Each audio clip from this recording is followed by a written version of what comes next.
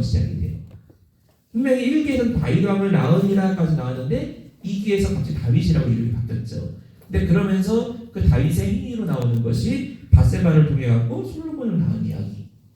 그런데 이 솔로몬은 언제 낳았느냐? 우리가 사무엘하 5장 13절부터 14절까지 말씀 보니까 다윗이 헤브론에서 올라온 후에 예루살렘의 처첩들을 더 취하였으므로 아들과 딸들이 다윗에게서 나니. 그래서 예루살렘에서 나오는 아이 중에 한 명이 누구냐? 삼무아와 소박과 나단과 솔로몬. 그래서 솔로몬의 이름이 있는 걸 볼 때 이 뒤에 있는 다윗은 지금 예루살렘을 다스리고 있는 다윗이구나. 이게 구별되어 있는 걸 볼 수 있어요. 그래서 왜 뒤에는 왕자가 없어지고 그냥 다윗자만 남았느냐? 왕될 만한 건덕지가 없는 거예요. 하나님 보시기에 왕이 아닌 거예요. 왜냐하면 이 하나님께서 왕을 세우시는 거는 너 나라 잘 다스려라, 네가 백성들 위에 서라, 이렇게 세우신 게 아니었거든요. 이 이스라엘 백성들이 왕이 어떤 직분인지를 오해했던 것은 예수님 때까지 계속 오해해요. 예수님 때에도 이스라엘 백성들이 유대인의 왕이 나셨다 그러면서 머릿속으로 생각하는 것은, 심지어 예수님의 제자들조차도 당신의 나라에서 나를 좌의정시켜 주시고 얘를 우의정시켜 주시고 다 세상 왕을 생각을 했거든요. 근데 하나님께서 원하셨던 왕은 그런 왕이 아니었어요. 그래서 우리가 사사기 17장 6절이나 또 21장 25절 말씀 보면은 이 사사시대 때 좌충우돌하고 계속해서 범죄가 반복되는 그 이유가 뭐냐? 이스라엘에 왕이 없는 시기이기 때문이라고 말씀을 해요. 근데 이거는 이스라엘 왕이 없어서 이런 문제가 있으면 열왕기 때도 역대기 때도 계속 이런 문제가 발생을 해야 되는데 왜 이렇게 말씀을 하고 있느냐? 정확히 말하자면 이것은 왕이 진짜 없어서가 아니라 진짜 왕이신 하나님을 왕으로 인정하지 않는 시대이기 때문이에요. 그래서 하나님이 원하시는 왕이라는 직분은 하나님의 뜻대로 다스리는 통치자, 그래서 하나님의 판단을 이 땅에 그대로 실현해가는 존재, 이게 바로 왕이에요. 그래서 우리가 생각하기에 이제 왕 하면은 저희가 너무 발달된 문명 가운데 사니까 왕이 뭐 국방도 지휘해야 되고 경제도 다스려야 되고 또 뭐 외교도 해야 되고, 맞죠? 그러나 사실 구약 때 왕이 해야 되는 첫 번째 덕목은 뭐냐? 이 성지순례 가보시면은 단 그 마을이잖아, 텔단에 가보면은 거기에 이제 왕 혹은 통치자가 앉는 자리가 있어요. 근데 그 통치자가 앉아 있는 자리가 생각보다 되게 초라해요. 뭐 이스라엘의 초기 사울까지만 해도 사울도 조정백반들 쫙 거느리고 앉아 있는 곳이 궁궐이 아니라 에셀나무 아래라고 되어 있어요. 그러니까 오늘날로 말하면은 약간 이장님이 동네 유지들 이렇게 모아놓고 앉아 있는 격이에요. 근데 왜 멀쩡한 왕궁 놔두고, 사울도 분명 왕궁이 있었거든요. 근데 왕궁 놔두고 왜 밖에 나와 있느냐? 거기서 재판하는 거예요. 그래서 사사라는 단어도 재판하다. 샤파트에서 쇼페팀이라는 단어가 나오잖아요. 그러니까 마찬가지로 왕은 딱 서가지고 그냥 짜잘한 것들, 얘가 저 때렸어요, 이런 거는 신하들한테 가서 재판을 받고, 근데 걔 중에 복잡한 사건들, 이런 거는 얘 저 때렸고 저도 쟤 때렸어요, 그럼 누구 잘못이다, 그거 어떻게 해야 되느냐, 이거는 이제 왕에게 가서 재판을 받아요. 그래서 솔로몬이 그 많은 국경도 늘렸고 뭐 여러 가지 이제 수많은 업적들을 행했음에도 불구하고 솔로몬 최대의 업적으로 기록되어 있는 게 뭐냐? 바로 우리가 잘 알고 있는 솔로몬의 재판이죠. 그래서 이런 하나님의 생각대로, 사람 생각에는 이 여자가 거짓말하는 것 같은데, 근데 하나님 생각에는 생명을 살리는 게 참이다. 그래서 그것을 딱 가르는 지혜를 행할 수 있게 하는 것처럼 하나님의 생각대로 판단하는 게 왕이에요. 그런데 문제는 이 다윗이 이 예루살렘에 가가지고는 이 다윗의 생활이 바뀌어버렸어요. 분명히 다윗이 뭐 성경에 나와 있는 신하들의 말을 보면은 왕은 제발 전쟁 때 앞에 가지 말아가지고 혹시나 이 하나님의 언약 대상인 당신이 전쟁터에서 죽으면 어떡하냐, 신하들에게 맡겨달라. 그런 다윗이었어요. 그런데 이 예루살렘에서 다윗의 모습은 어떠냐? 오후 늦게 일어나서 쓱 나고 위에 가보니까 저 밑에 여자가 목욕을 하고 있는데 순간 그럼 아이고 하고 얼른 가려야죠. 그걸 계속 쳐다보고 있으니까 마음속에 음욕이 생기게 되고 결국 죄를 범하게 되는 이런 악순환이 계속 이어지는 것들을 볼 수가 있습니다. 그래서 여기 이름이 구별되어 있는 걸 볼 수가 있죠. 그 밑에 이제 두 번째 보니까 자, 제 1기 족보에는 3명의 여인이 이름이 기록이 되어 있어요. 자, 이거는 우리가 성경을 읽다 보니까 너무 자연스럽게 읽지만 유대인들이 생각하기에는 정말 말도 안 되는 이야기예요. 왜냐하면 당시에는 이 유대인들의 기도, 이거는 뭐 그냥 전해지는 이야기가 아니라 실제로 기록으로 남아있는 유대인의 기도문 중에 남자 랍비가 기도하면서 내가 짐승이 아니라 사람으로 태어나서 감사합니다. 내가 이방민족이 아니라 유대인으로 태어나서 감사합니다. 그래도 뭘 감사하느냐? 내가 여자가 아니라 남자로 태어나서 감사합니다. 그러니까 당시에는 족보에 여자 이름이 올라가려면 올라갈 수가 없어요. 굉장히 이례적인 일인 거예요. 근데 그 이례적인 일인데 그러면은 하다못해 여자 이름이 뭐 정말 유명한 탤런트라든지 아니면 대단한 업적을 남겼다든지 근데 하나같이 윤리적으로는 지탄받을 것 같은 대상자들이에요. 자, 우리가 한 사람씩 보니까 다말과 라합과 룻의 이름이 기록이 되어 있는데 다말이라는 사람은 어떤 사람이냐? 유다의 며느리인데 이거 만약에 성경 가지고 드라마 만든다고 하면은 이런 아침 드라마가 없어요. 이거 완전 아침 드라마잖아요. 한편에 자기 남편이 죽고 나가지고 형사 취소제대로 해갖고 동생에게 다시 시집을 갔는데 동생이 자기의 씨를 안 줘요. 그러다가 갑자기 그 동생도 하나님이 탁 치셔갖고 죽어버렸어요. 그럼 이제 그 다음 동생에게 다시 시집을 가야 되는데 근데 이 시아버지가 동생을 안 줘요. 죽을까봐. 근데 이렇게 며느리가 갈망하는 것은 내가 지금 어느 집분에 있는지를 아는 거예요. 그러니까 이 며느리가 들어왔을 때 유다가 그냥 우리 집에 대해서 아무것도 묻지 마라 이러고 데려온 거 아니잖아요. 우리 가문은 아브라함이 언약을 맺으셨는데 우리 가문이 지금 4대째가 되는 가문이야. 우리 가문도 하나님의 언약이 이루어져. 근데 이거를 다말이 분명히 믿었거든요.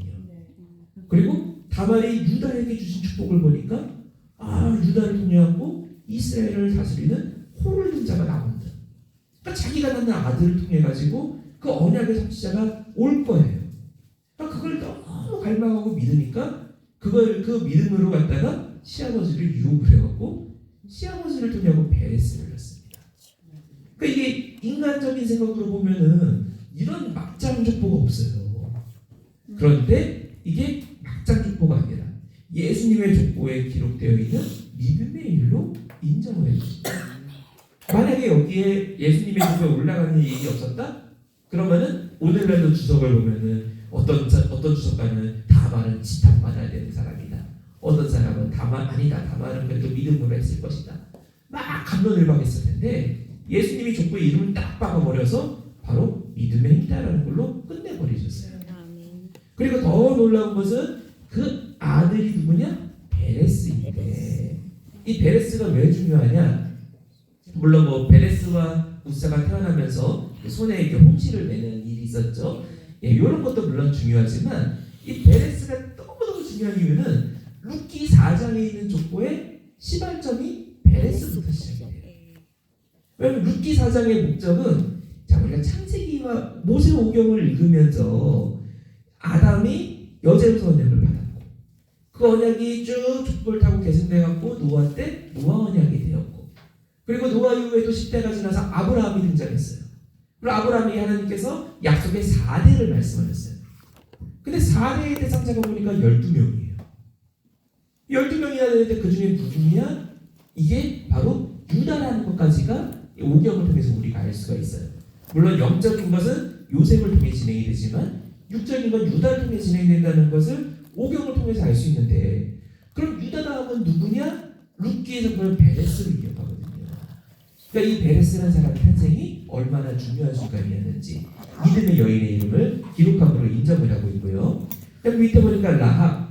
이 라합은 원래 직업이 기생입니다. 근데 기생이었던 라합이 이제 믿음으로 우리 민족이고 우리 집이지만 우리 동네지만 저 이스라엘의 하나님은 상천하지의 하나님이에요. 그래서 그 하나님을 믿고 미리 정탐꾼들을 영접함으로써 믿음으로 구원을 얻는 시초가 됐어요. 그래서 이 라합의 이름 역시 그대로 기록되어 있고 이 라합을 통해 가지고 자손을 낳아서 보아스까지 이어지는 이야기가 족보를 통해서 기록이 되어 있죠. 그리고 이제 룻을 보니까 이 룻은 신명기 23장 3절 말씀 보면은 모압 족속은 이 뭐 몇 대뿐만이 아니라 평생 절대로 여호와의 청명에 들어올 수 없다라고 되어 있어요. 그러니까 사실 이 룻은 이 하나님의 족보에 들어올 수 있는 건덕지가 아무것도 없는 사람이에요. 율법대로 하면은 정죄의 대상이에요. 근데 우리가 여기서 뭘 발견하느냐? 우리가 흔히 구약은 율법, 신약은 은혜. 근데 이거는 잘못된 이야기예요. 왜냐하면 이미 구약에서부터 룻은 분명히 율법에 의해서는 살 방법이 없어요. 그런데 룻이 예수님의 족보의 첫붙임이 돼요. 이미 구약에서부터 은혜가 선포되고 있다라는 분명한 산증인이 룻이죠. 그래서 이 룻이 시어머니 나오미가 이 룻에게 너 그냥 가라. 야, 너 아무 사람도 모르는데 내 군대 와가지고 니 뭐하냐. 근데 룻이 3번이나 가라는 만류를 뿌리치고 끝까지 시어머니 나오미를 쫓아오거든요. 그리고 그 결과 저는 사실 제가 제일 좋아하는 성경 하나를 뽑으라고 하면은 룻기를 많이 뽑는데 룻기는 너무 재밌어요. 룻기를 이렇게 막 영상으로 본다는 생각으로 보면은 정말 이거는 한편의 드라마거든요. 근데 이 드라마가 얼마나 위트가 있는지 보아스가 뭐라고 명령합니까? 보아스가 자기 밑에 있는 사람들한테 야, 그 룻이 가가지고 거기서 일하는데 대놓고 룻에게 뭐 좀 줘라 이렇게 말하면은 왜 참여합니까? 이거 화낼 거 아니에요. 그러니까 하고 야 너네 이 벼이삭 뺄때 다 빼지 마. 좀 흘려. 그리고서 또 뭐라고 해요? 야 가다가 뒤에서 따라오면은 계속 흘리면서 가.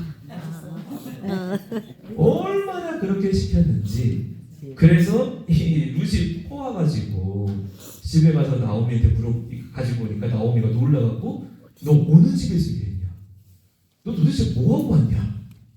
그러니까 이 나오미의 말 속에서는 나오미도 이제 하루 가가지고 밭에 이삭 떨어진 거 주스면 얼마나 주는지 알 거 아니에요.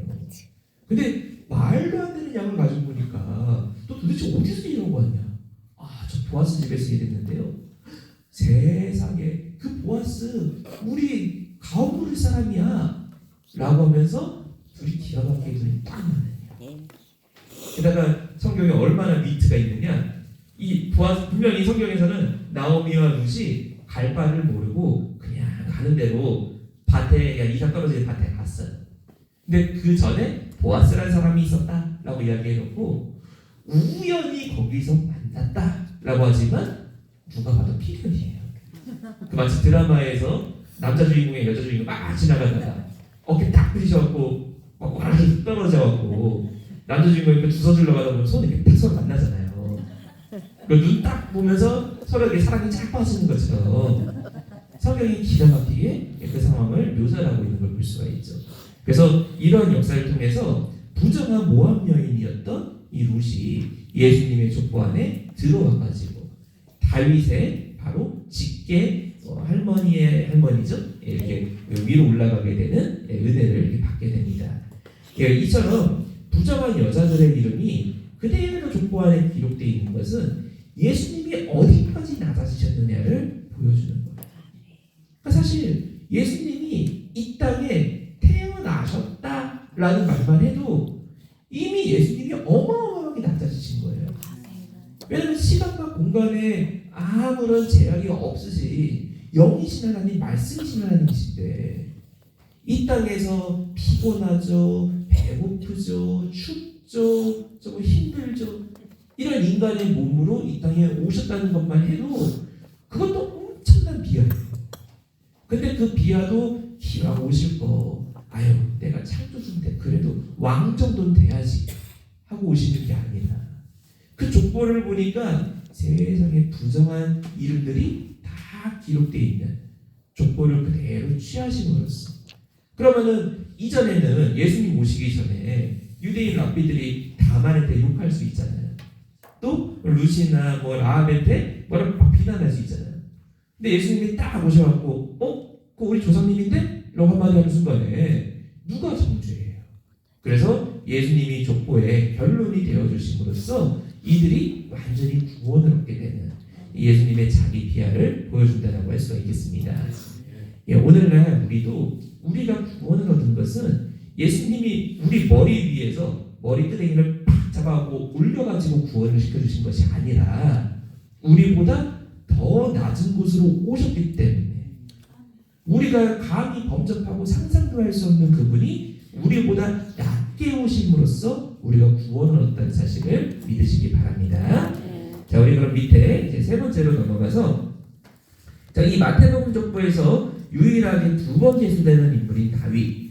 자, 이 다윗이 바로 이 마태복음 족보 전체의 중심 인물이라고 할 수가 있어요. 그래서 제가 이 밑에 조금 약간 시간 바꿔갖고 맨 밑에 있는 표를 보니까, 자, 이 족보에서 제일 중요한 인물을 이야기하자면은 1장 1절에서부터 아브라함과 다윗의 자손 예수 그리스도의 세계라 세 명의 이름이 나오죠. 자, 아브라함은 누구냐? 바로 다윗 언약의 근본이 되는 자예요. 물론 이전에 언약으로 이야기하면은 아담도 있었고 노아도 있었죠. 그러나 이 언약의 흐름들을 볼 때 아담을 통해서 약속하신 것은 좀 모호해요. 모호한데 딱 한 가지만 알아요. 이긴다. 이 뱀의 머리를 깨부수는 승리의 날이 있긴 있다. 분명히 있다. 근데 그게 언제냐? 몰라요. 어디서 이기냐? 몰라요. 뱀 머리 누가 깨냐? 이것도 몰라요. 하여간 이긴다. 승리의 선포가 이 아담 때 주어주신 언약이에요. 그럼 노아 때는 조금 더 발전해서 뭐가 알려지느냐? 노아 때는 언제 이긴다. 근데 우리 생각처럼 노아를 통해 가지고 몇 월 며칠 몇 년도에 이때 승리가 있다 이렇게 얘기하신 게 아니라, 이 노아는 비방 오면 얼마나 이 트라우마가 있겠어요. 노아에게 뭐라고 하시느냐? 다시는 세상을 물심판 넘기지 않겠다. 이 말은 마지막 불심판 때까지 세상을 보존하신다. 그러니 중간에 노아가 걱정하는 거는 이긴다라고 약속을 분명히 주셨는데 그 언약 열심히 계승하고 있는데 또 죄져서 물로 폭삭 망할까 봐. 근데 안 망하고 끝까지 보존해서 이긴다. 그래서 언제라고 해야 되느냐? 그게 뭐 몇 월 며칠이 아니라 끝나기 전에 이긴다. 이게 이제 노아를 통해 주어졌어요. 자, 그럼 이제 요거 가지고 전도하러 나간다. 얼마나 어렵습니까? 아유, 우리가 사망을 이기는 날이 있어요. 언제요? 끝장나기 전에요. 이거 어떻게 전도해요? 그래서 아브라함 때 훨씬 더 상세하게 언약의 청사진이 제시가 됐어. 그래서 이 아브라함이 바로 다윗 언약의 근본이 되는, 아브라함을 통해서 분명히 만왕이 나고 이 땅을 다스리는 통치의 역사가 있을 것을 아브라함에게 약속을 하셨어요. 이게 바로 다윗 언약의 근본이에요. 그리고 이후에 다윗은 그 언약의 대상자. 그래서 아브라함에게 줬던 언약이 다윗에게서 실제로 열매를 맺게 되죠. 그래서 우리가 횃불 언약의 과정을 봐도 아브라함에게 약속하셨던 땅의 지령이 다윗과 솔로몬 때 드디어 이루어지는 것을 볼 수가 있습니다.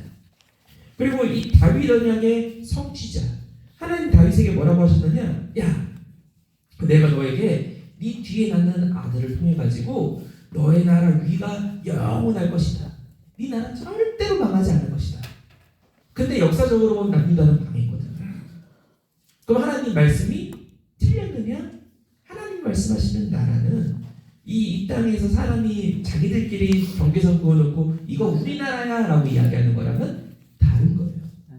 하나님의 나라는 그 하나님이 이때 저렇게 말씀하시고 이때 저렇게 말씀하시고 이게 아니라 언제든지 예수님께서 이 헤롯이 물어보잖아요. 네 나라가 어디 있느냐? 국경이 어디고 네 나라 여권은 뭐냐? 이런 거 물어보는데 예수님이 야 하나님의 나라는 볼 수 있게 임하는 게 아니라 너희 속에 있다. 아멘. 바로 그 나라가 이루어지는 것이 예수님이 오심으로써 다윗에게 약속하였던 나라의 약속이 완성이 되게 됩니다. 예, 그런 관점에서 이 세 인물이 바로 이 마태복음 족보의 중심 인물이고 그 중에 가장 핵심 가운데를 이루고 있는 게 다윗이에요. 그래서 이 다윗이 두 번 대조되고 있는 걸 볼 수가 있습니다. 자, 그럼 여기에 다윗과 다윗 왕 이거 무슨 차이냐? 왕이라는 게 높여주는 칭호를 조금 더 좋게 해주는 게 아니라 왕이라는 이름을 통해 가지고 언약이 붙어 있어요. 언약적인 이름이에요. 왜 여기 말하는 왕은 다윗이 아니 다른 사람도 왕이잖아요. 솔로몬도 왕이고 다 왕인데 다른 사람도 왕이라고 안 쓰고 다윗만 왕이라고 쓰는 건 뭐냐? 이 왕 하나님의 언약대로 다스리는 대리 통치자로서의 왕. 그래서 언약적인 이름으로 오전 11시입니다. 기록을 한 거예요. 그래서 밑에 보니까 이 마태복음 1장의 구조적인 중심이 되며 한 아들, 이거는 아브라함에게 약속하신 거죠. 그 견고한 나라, 이 다윗을 통해서 말씀하신 견고한 나라가 성취되는 것을 보여주며 이것이 예수님의 그 말씀을 통해서도 요한계시록 22장 16절에 다윗의 뿌리이자 자손이다라는 말씀으로 이 마태복음과 일맥상통한 관점으로 말씀하고 있는 것을 볼 수가 있습니다. 그래서 여기에서 우리가 볼 수 있는 것은 다윗이라고 되어 있지만 가로 열고 사실상 다윗 언약의 인물의 이름을 중심으로 해가지고 아브라함 언약과 다윗 언약의 성취자이지 예수님의 족보가 마태복음 1장 족보구나 이것을 정리해 볼 수가 있겠습니다. 자, 그럼 우리가 다음 페이지로 넘어가 가지고요. 이 뒷장에 있는 제2기 족보, 자, 우리가 제2기 족보를 보니까요. 이 2기 족보는 다윗부터 바벨론으로 이거할 때까지 또 14대가 이 2기 족보로 기록이 되어 있습니다. 그래서 뭐 저희가 오늘 이게 개론적인 공부니까 뭐 인물들을 다 세세히 보지는 않겠지만요. 자, 밑에 보니까 이 2기 족보는 다윗이 예루살렘에서 다스릴 때부터 이 여고냐가 바벨론 포로로 끌려갈 때까지. 그래서 요건 이제 그 1차 포로는 아니고 2차 포로 때 있었던 일이죠. 그래서 2차 포로 때까지를 2기로 보고 있어요. 그래서 이 시작부터 끝에까지를 보니까 자, 우리가 이 뭐 드라마나 연극, 뭐 뮤지컬 같은 거 보면은 이렇게 어떤 감정 같은 걸 선으로 그릴 때 쫙 고조해서 올라갔다가 클라이막스가 있고 또 이게 쫙 잔잔하게 끝이 나죠. 근데 이 2기는 처음에 시작부터 확 밝아요. 근데 시작부터 내려오기 시작해요. 시작부터 범죄가 나오고 그 다음부터 왕들이 나오면서 조금 서렸다가 떨어지고 마지막 엔딩은 포로로 끌려가면서 끝나요. 그러니까 이 2기 족보는 너무 비극적인 족보예요. 그래서 이 2기 족보의 흐름을 보니까 다윗 왕가의 왕권이 범죄로 말미암아 점점 상실해지다가 결국에는 모세오경에서 약속하고 있는 범죄의 마지막 결과. 범죄하면은 하나님이 이런 저주 저런 저주를 받다가 마침내 그 마지막 두 가지가 내가 아이를 잡아먹고도 도저히 안 되면은 그래도 회개하지 않으면은 네가 말을 모르는 이방 나라로 끌려가게 된다. 그 말씀이 그대로 이루어지는 과정이 2기 족보에 나타납니다. 그래서 우리가 이 족보에서는 생략되어 있는 인물들이 있어요. 물론 뭐 1기, 2기, 3기 다 있지만 2기 족보에 생략되어 있는 인물들을 보니까 하나같이 극악한 사람들. 그것도 이 뭐 아하시아, 요아스, 아마샤, 여호야기 전부 다 아달랴와 관련되어 있는 사람들. 이 아달랴는 보통 여자가 아니라 그냥 단순히 나쁜 년이 아니라 다윗 왕가의 씨를 끊어버리려고 했던 사람이에요. 그냥 이건 뭐 우리나라 저기 용의 눈물 보면 나오는 것처럼 왕 되려고 막 작전 짜고 형제간에 난이 일어나고 이런 이야기가 아니라 이 아달랴가 왕이 되고자 하는 충동이 있지만 그 속에는 사단이 그 충동을 이용해가지고 다윗의 자손들을 하나 남겨서 다 죽여버리면 하나님께서 다윗을 통해 약속하신 것이 실행이 안 되게 되거든요. 다 죽이려고 했던 그 시도와 관련돼 있던 인물들이 다 족보의 통째로 빠지게 됩니다. 그리고 여호와스 같은 경우에는 아주 그 왕이 뭐 나중에 저희가 또 4권, 5권 공부하면 또 공부하게 되는데 이 순서대로 보면은 요시아의 아들들 중에 사실은 이게 셋째 아들이에요. 근데 먼저 왕이 되죠. 먼저 그 자기 형보다 먼저 왕위에 오르는 걸 볼 때 많은 사람들이 그만큼 기대를 한 거예요. 그러나 실제로 왕이 된다는 것은 그가 검증하게 됩니다. 그러니 이 이름이 빠지는 것을 통해 이 조건에서 보여주는 것은 점점 죄로 말미암은 현상이 어떻게 되느냐. 이게 이 이기족보에서 나타나고 있죠. 그리고 이 이기족보의 여인의 이름이 또 기록되어 있는 것이 우리의 아내 밧세바예요. 근데 여기 우리가 좀 볼 것은 밧세바라는 이름은 안 나와 있고 정확히는 우리아의 아내라고 되어 있어요. 아니 그러면은 비하면 룻도 보아스의 아내라고 써도 되고, 그렇죠? 다 그냥 누구 아내라고 쓰면 되지. 왜 하필이면은 밧세바만 우리아의 아내라고 썼을까? 이거는 우리아의 충성을 성경에 기록하기 위해서 이 우리아 이름을 일부러 사용을 한 거예요. 이 우리아는 단순히 그냥 다윗의 신하 중에 한 명이 아니라 원래는 이방인이에요. 이방인이라 다윗에게 그렇게 충성할 사람이 아니에요. 그러나 다윗의 명령에 누구보다 충성한 사람이에요. 근데 이 충성의 대상도 어느 정도가 있지. 이렇게 성실례가 갖고 라빠 암몬 성에 가면은 이 암몬 성에서 이제 여기 이쯤에서 아마 죽었을 것이다라고 알려져 있는 성벽이 있어요. 그래서 거기를 가보면은 다윗이 미쳤네. 다윗이 벌받을 만하네. 이런 말이 절로 나와요. 왜냐하면 당시 시대는 뭐 제가 예전에도 한번 여기서 강의하면서 그 말씀드렸던 것 같은데 구약 시대에는 성벽을 공격한다고 저 멀리서 돌멩이 집어던지고 이런 거 하나도 없어요. 공성병기라는 게 발명되는 것은 아수르 때 발명이 돼요. 그러니 이 지금 다윗 시대 때는 성벽을 공격하는 방법은 뭐냐? 딱 하나. 다 포위해가지고 네 식량 먼저 떨어지냐, 내 식량 먼저 떨어지냐. 그래서 이스라엘 성지순례 가보면은 곳곳마다 다 그 곡식 갖다 보관하는 곳, 물 보관하는 곳 이거 많이 나오잖아요. 그러니까 가보면은 이 성벽을 다 둘러싸고 있으니까 공격할 방법이 없는데 다윗이 뭐라고 명령을 하느냐? 야, 성벽을 기울라가라. 성벽 기울라가는 건 언제냐? 얘네가 식량 다 떨어져가지고 완전 먹을 힘 없어 다 쓰러져 있을 때 그때 기어 올라가는 거예요. 안 그러면은 성벽을 공격할 방법이 없어요. 후대에 이 중세 시대까지 와서 뭐 돌을 집어던지고 이런 시대에도 성을 공격하려면은 적어도 공격하는 사람이 3배가 많아야 된다라고 이야기를 해요. 그러니 이 성경 시대 때는 얼마나 그 정도가 심했겠어요. 근데 우리아가 그 명령에 그대로 아멘하고 순종합니다. 그럼 이게 단순한 인간 왕을 향한 충성이 아니에요. 삼국지를 봐도 이런 충성하는 장군은 없어요. 아마 관우라고 해도 유비가 이런 명령 내렸으면은 나는 동생 안 해 이러고 때려치고 나갔을 거예요. 이건 뭐냐? 다윗이 하나님의 언약을 맺은 언약 자손이기 때문에 다윗이 말하는 거지만 하나님의 명령으로 믿고 우리아가 성벽을 돌지는 거예요. 그러나 다윗의 말이었죠. 그래서 우리아가 안타깝게 거기서 전사를 하고 맙니다. 그러나 이 우리아는 믿음으로 거기 나간 거기 때문에 하나님께서는 그 믿음을 보존하시기 위해 이 이름을 우리아의 아내라고 이름을 사용을 해주신 거예요. 그래서 우리가 이러한 믿음이 무엇인지 그 내용을 살펴볼 수가 있겠습니다. 자, 그리고 이 우리아의 아내를 취한 범죄 이후에 점점점 바의 왕통이 무너지기 시작하는 이야기가 요 2에 기록이 되어 있죠. 자, 무너질 수밖에 없었던 것은 하나님께서 왕들에 대해서 당부하신 건 사실 딱 하나예요. 왕들에게 일반적으로는 왕된 자는 외교도 공부하고 사람들이랑 관계도 좋게 해야 되고 이거 해라 저거 해라 할 텐데 성경은 정반대로 왕된 자는 말을 많이 두지 말고 말을 많이 둔다는 거는 말이 여기 간단한 퀴즈인데 말이 많이 먹을까요? 소가 많이 먹을까요?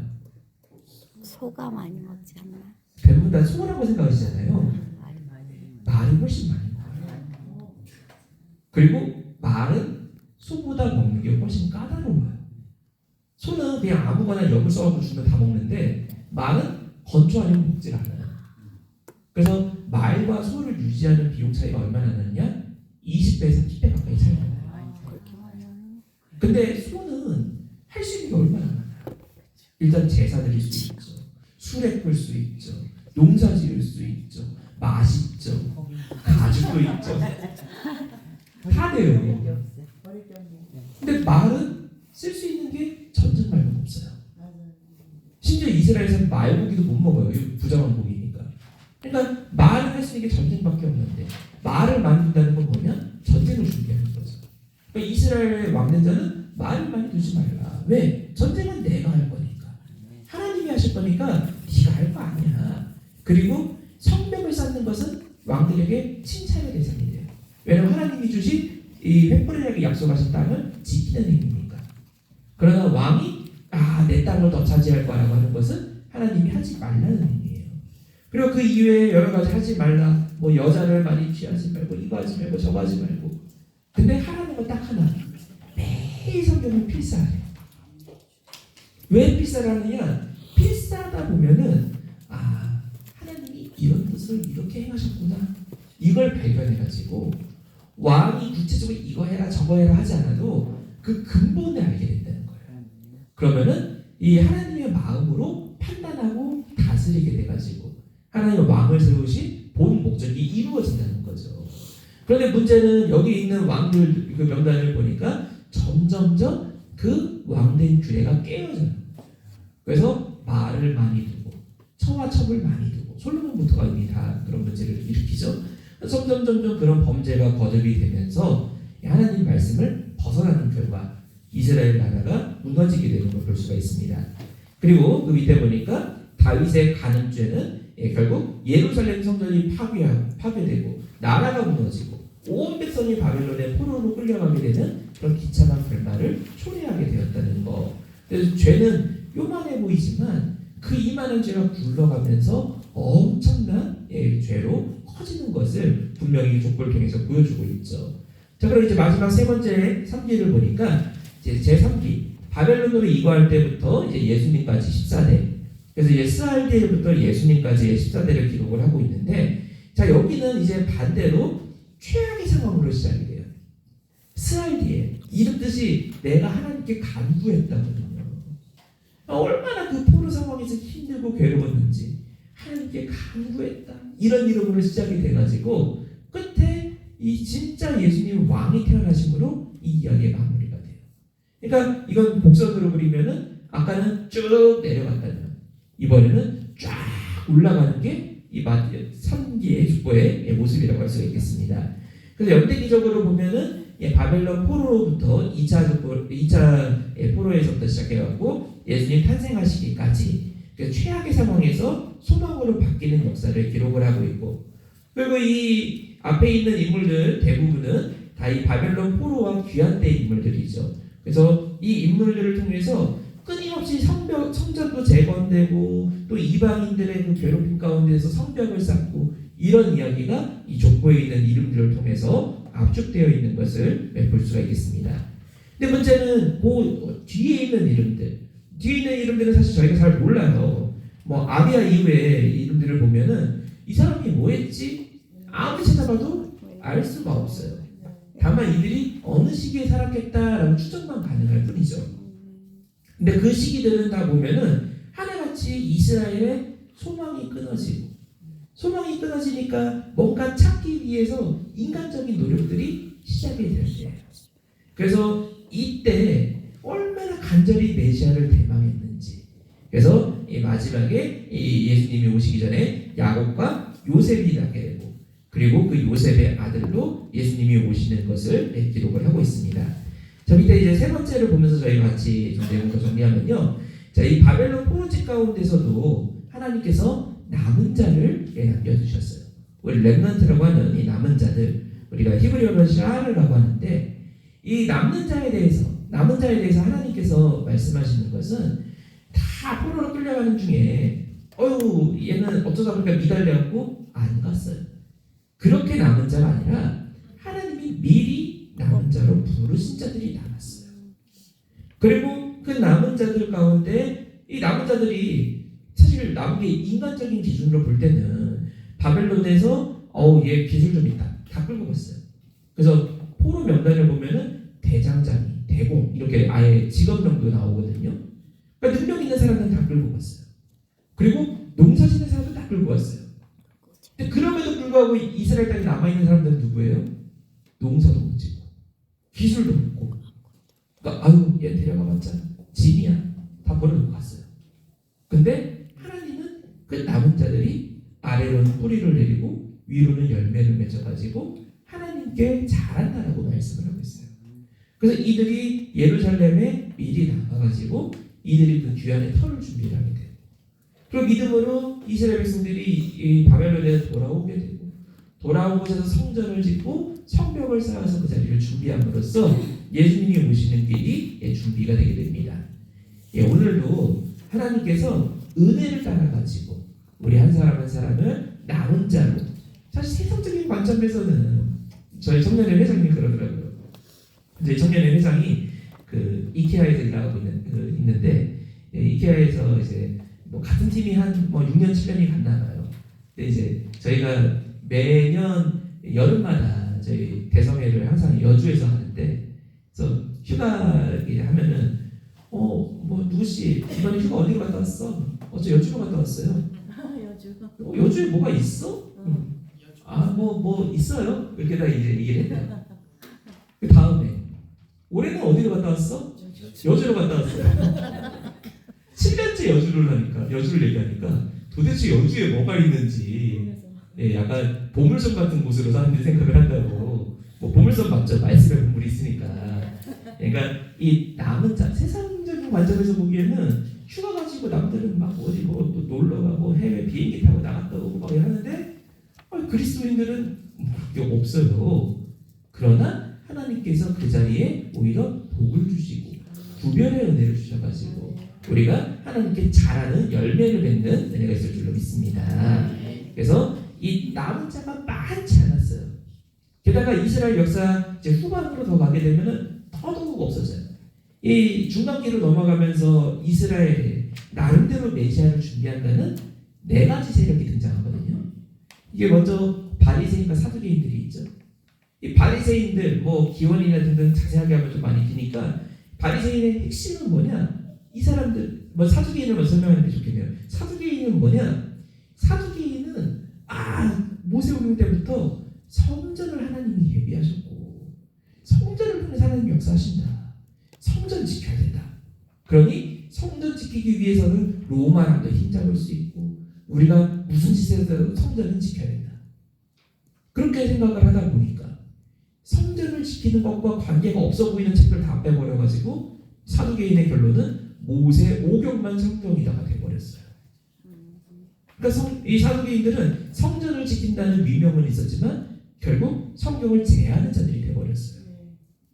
반면에 바리새인들은 어떤 사람들이냐? 바리새인들 우리가 되게 나쁜 사람으로 느끼지만 사실 당시 유대 사회에서는 굉장히 존경받는 사람들이었어요.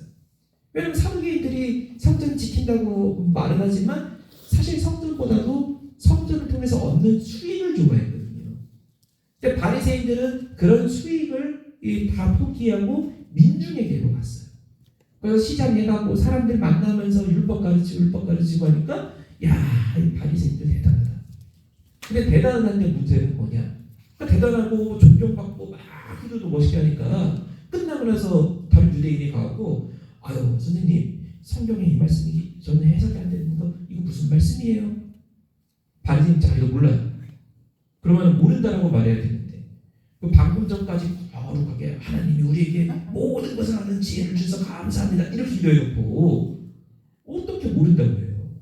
그러니까 이제 막 지어냅니다. 그게 이런 뜻이야. 성경에서 안식일날 일하면 안 된다고 하셨는데 안식일날 그러면은 제가 옆 동네 갔다 와도 될까요? 갔다 와도 돼. 그럼 제가 저희 고향집 갔다 와도 될까요? 고향집은 갔다 오면은 한 1박 2일 걸리는데 갔다 와도 될까요? 거기 너무 머니까 안 돼. 그 기준이 뭐예요? 2,000보 이상 걸어가면 일이야. 성경에는 그런 거 안 나와요. 다 자기들끼리 만들어내서 성경 성경에 없는 걸 더하게 됩니다. 그러니 한 놈은 빼는 놈들, 한 놈은 더하는 놈들. 그러면 그 당시에 저희가 또 중간비 공부하다 보면 나오는 에스네파 있잖아요. 에스네파는 뭐 하는 사람들이냐? 야, 바리새인도 잘못했고 사두개인도 잘못했고 다 싫다. 에라이 우리끼리 살자. 그리고 은둔합니다. 은둔하는 사람들은 전혀 신앙적인 영향을 미치지 못해요. 그래서 사회와 동떨어져 있는 사람들도 메시아를 준비하는 사람들이 아니었어요. 그리고 반대로 사회에만 몰두하는 사람들, 이 사람들은 뭐가 되느냐? 열심당이 됐어요. 열심당원들은 로마에만 보이면 올라가고 칼로 툭 찔러가고 죽이고, 그래서 반란을 이렇게 조직하고 일하고 했지만 결국에는 열심당들이 일으키는 반란으로 인해서 유대인들이 전멸당하고 마침내 예루살렘이 함락당하게 되는 결말을 가지고 오게 됩니다. 그러니 우리가 여기서 알 수 있는 것은 예수가 없는 어떤 준비도, 예수 없이는 어떤 준비도 잘못된 결론으로 갈 수밖에 없다는 거예요. 그래서 오직 예수라는 결론만 가지고 남아있는 자들, 그 소수의 자들을 통해 갖고 예수님이 오시고, 그 예수님이 오셨을 때 동방박사들이 맞이하고 또 목동들이 맞이하면서 예수님께서 이 땅에서 초림 사역을 시작하셨던 것을 볼 수가 있죠. 자, 그래서 우리가 결론을 맺자면요. 자, 예수님의 족보에 생략된 시기들이 있는데 그 속에 남아있는 구속적 요인이 뭐냐? 저희가 이제 계속 족보 공부를 하겠지만 이 족보에는 혈통적으로 모든 걸 다 기록하지 않았어요. 중간중간에 생략이 되기도 하고 또 반대로 생략돼야 될 만한 여자들의 이름이 기록되기도 했어요. 이것을 시편 32편 1절부터 2절 말씀에 다윗은 허물의 사함을 입고 죄의 가리움을 입어서 하나님께서 의롭다 하시는 자가 복이 있고 행복한 자다라는 것을 고백을 합니다. 그래서 우리가 여기서 두 가지를 봐야 돼요. 하나는 들어갈 수 없는 사람들의 이름이 들어간 것이 행복이에요. 또 하나는 뭐냐? 생략되었는데 저희가 구석실 저자이신 박유진 목사님이 설교하신 것 중에 제가 되게 충격받았던 표현 중에 하나가 생략이 은혜야라고 하시는 거예요. 그러니까 저희 그동안 족보에 생략되면 안 돼 이렇게 공부했는데 생략이 은혜야라고 하시니까 이게 무슨 말이지? 엄청 궁금했거든요. 근데 나중에 거의 항상 그러면서 왜 그런지 나중에 내일 설교 때 얘기하시겠다고. 내일 가보면 다른 설교하세요. 근데 그러다가 한참 뒤에 이제 그 내용을 가르쳐 주셨는데 생략이 은혜인 게 하나님의 율법의 기준대로면은 죄 때문에 족보가 끊어졌어요. 그러면은 중단이 맞아요. 정확히는 중단이 아니라 끝장이 맞아요. 근데 사람이 먼저 하나님이 족보 이어주세요 하고 이어가는 게 아니라 하나님이 주권적으로 다시 족보를 이어가지고 이게 중단이 되지 않고 이어가게 하셨기 때문에 생략이 된 것이지, 율법의 기준대로면은 거기서 끝이 맞아요. 그럼 율법 기준대로면은 저희가 누가복음 족보 하나님 아담 죄 지었더라 끝, 이런 족보 끝나야 돼요. 근데 이 가죽옷을 입혀주시고 또 다른 씨 셋을 주시고 계속해서 죄를 용서하셔서 은혜 가운데 우리에게 예수님이 오시고 우리에게까지 이 족보와 생명책이 이어가고 있는 줄로 믿습니다. 자, 우리가 이 마태복음 3장에 1장에 나와 있는 이 3기의 족보, 1, 2, 3기의 족보를 저희가 통해 가지고 이 속에 압축되어 있는 교수적인 종류를 깨달을 때 우리의 이런 성경을 보는 지경도 넓어지고 그 안에 있는 하나님의 놀라운 은혜들을 성도들에게 공급할 수 있는 복된 은혜가 있기를 주님의 이름으로 축원하겠습니다. 아멘. 저희 어떻게 10분 정도 쉬고서 바로 이번 특강으로 넘어가도록 하겠습니다. 10분 쉬고서 다시 이 자리에 모이도록 할게요.